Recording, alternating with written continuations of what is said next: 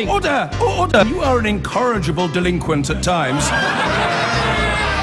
Behave yourself, man!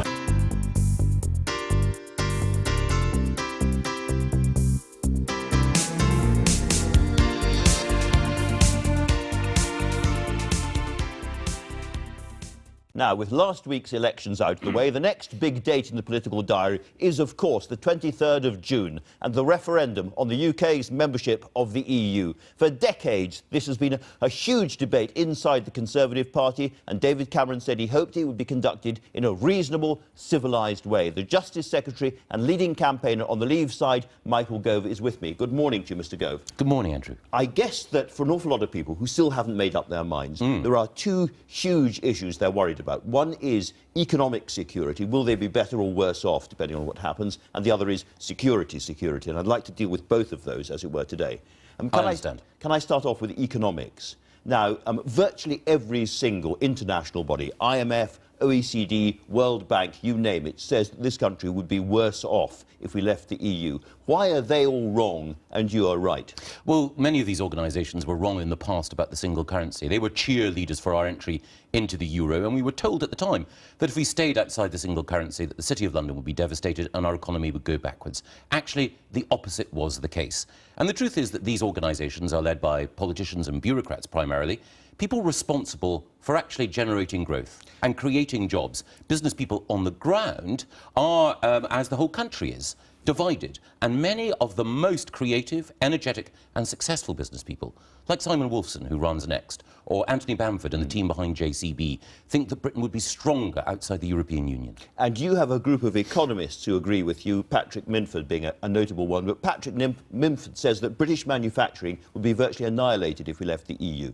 Well, I disagree with that, and Anthony Bamford, who's one of Britain's leading manufacturers, disagrees with that as well. But it's not just me. If your own advisors are saying that, I mean, again, why should people believe you? Well, there are any number of people on the Remain side who have views which are radically different from the Prime Minister. Simply because an individual chooses to back the position that I share doesn't mean that I automatically agree with his views.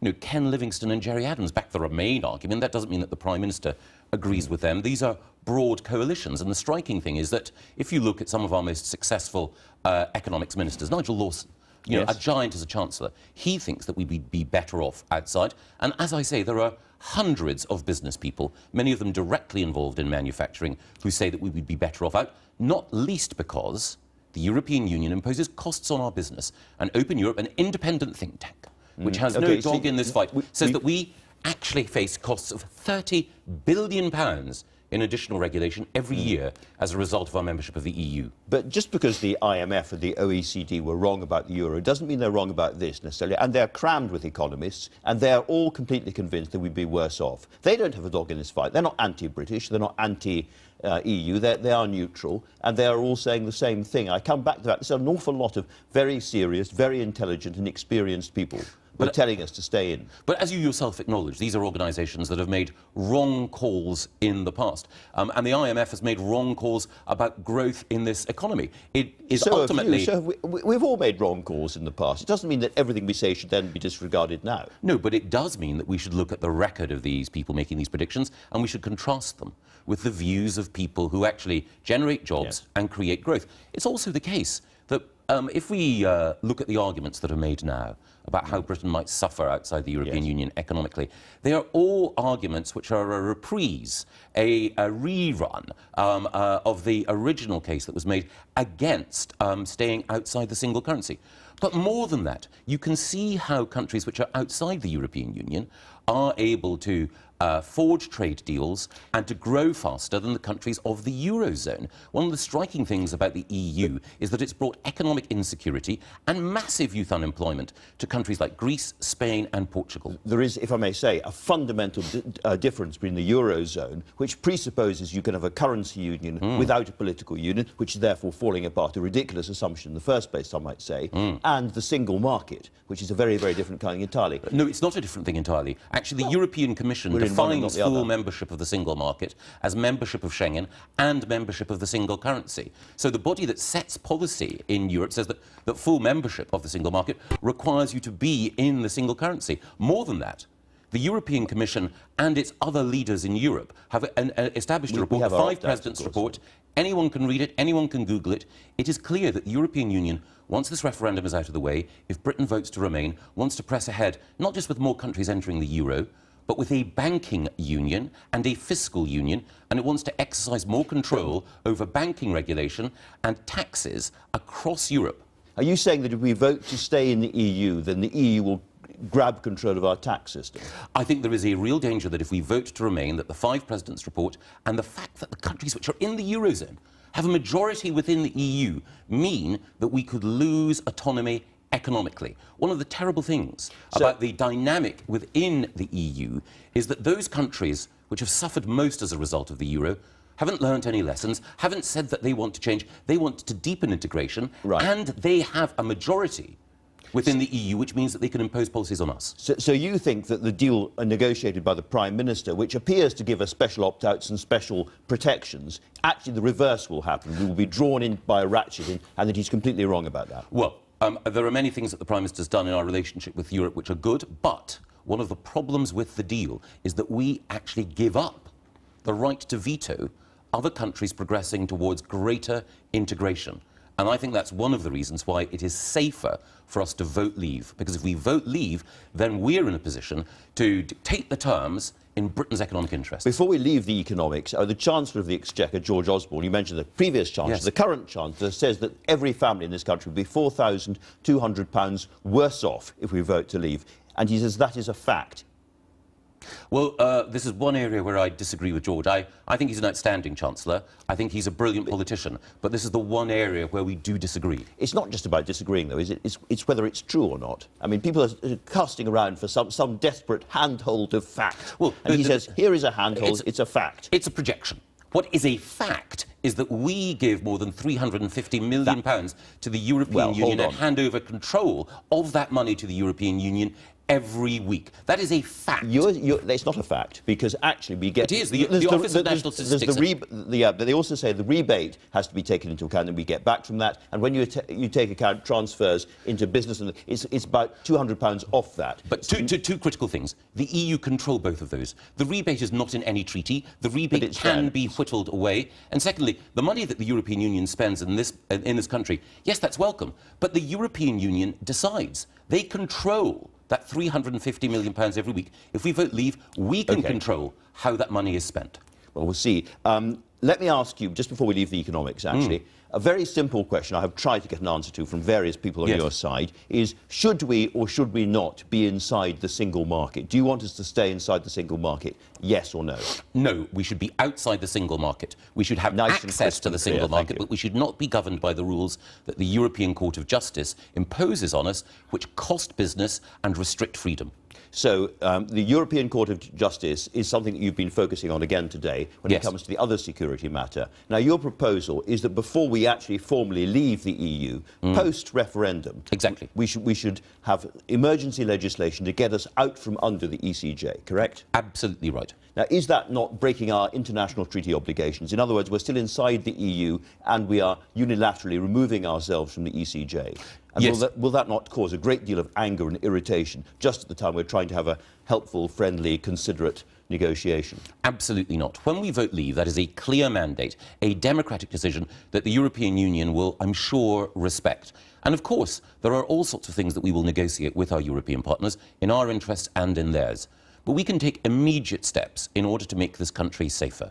At the moment, the European Court of Justice has interfered in our capacity to share data and intelligence with our American allies. The European Court of Justice has interfered to prevent us deporting people whose presence here is not conducive to the public good. So John Sawyer says this is absolutely untrue. You heard him earlier on in the programme. Well, I have enormous respect for Sir John and his tradition of public service, but he's flat wrong. The ECJ, a court, has intervened specifically to say that data sharing arrangements that we had passed in Parliament were wrong. And therefore, we have to wait for the judgment of the European Court of Justice to decide how our data and our information and our intelligence can be shared with our American allies. I think that is wrong.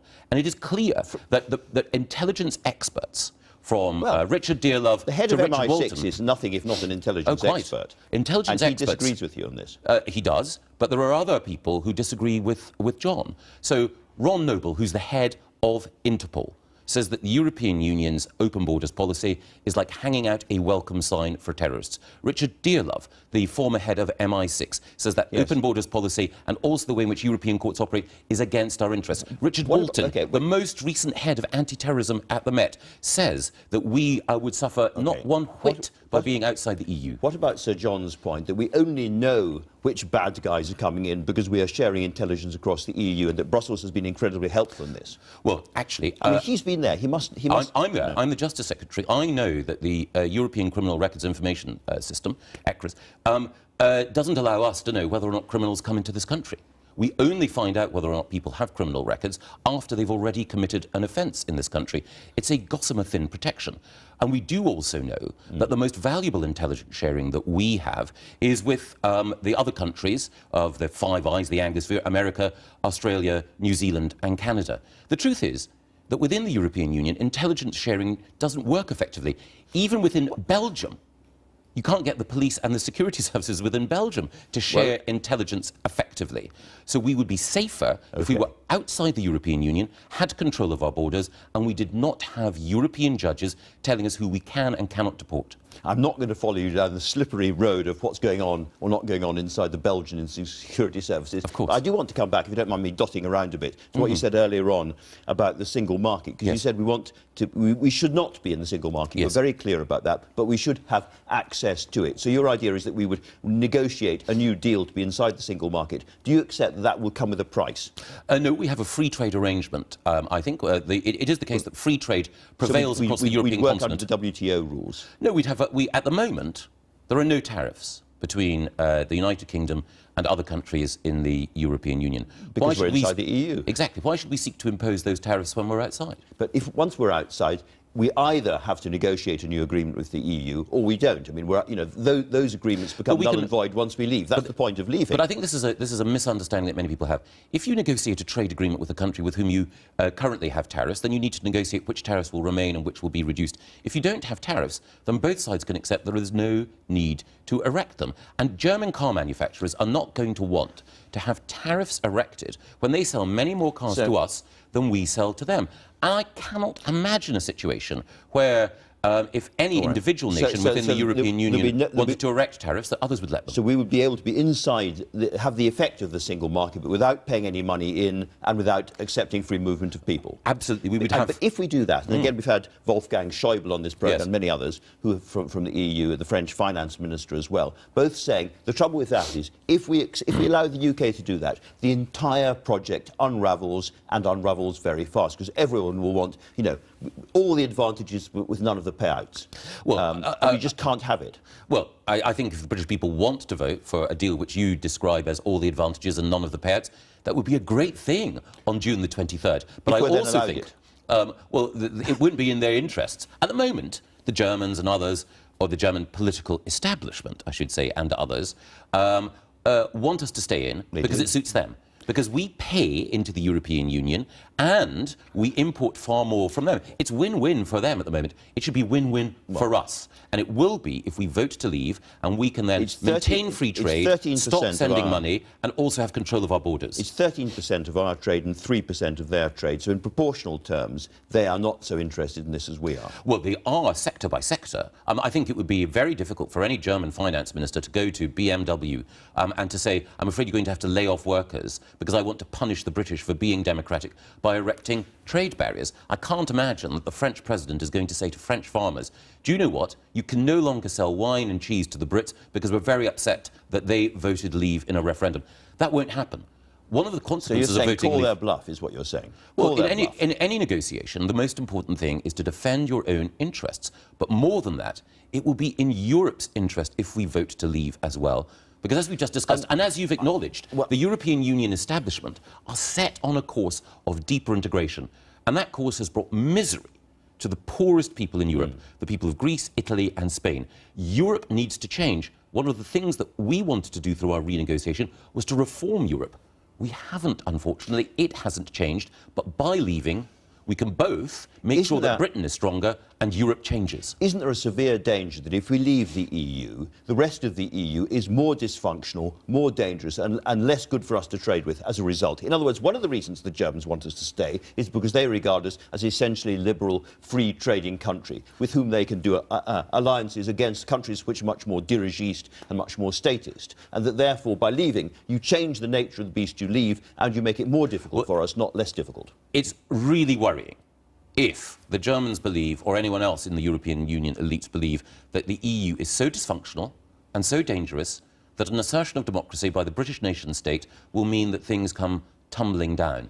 On that basis, the key question is that they should look in the mirror. Sorry. I was going to say, things are very, very dodgy at the moment. We are in a very, very dangerous position across Europe because of the migration crisis. This is a moment of crisis for Europe, which could be, provoked and pushed much more further in a dangerous direction if we come out now. Well, you do say that it's a moment of crisis and things are going wrong inside Europe. Why are they going wrong? They're going wrong because of Schengen, the open borders deal, which was a big mistake, and they're going wrong because of the euro, the single currency, which is a big mistake. The two biggest projects of European integration over the last 10 years have been bad for the continent and bad for its citizens. Europe needs to think again, and we can make it think again by showing how greater democratic control is in everyone's interests. All right, let me turn to a domestic matter, which is relevant to this, which is what's happened in Scotland with the Conservative success in Scotland. Because one of the arguments against Brexit, as it were, I suppose, had been that the Scots would then vote to leave and the entire UK would be broken. Now, the SNP has been checked to a certain extent in this election. But Nicola Sturgeon, again on this programme, has been very clear that her two triggers for another referendum would be a Brexit vote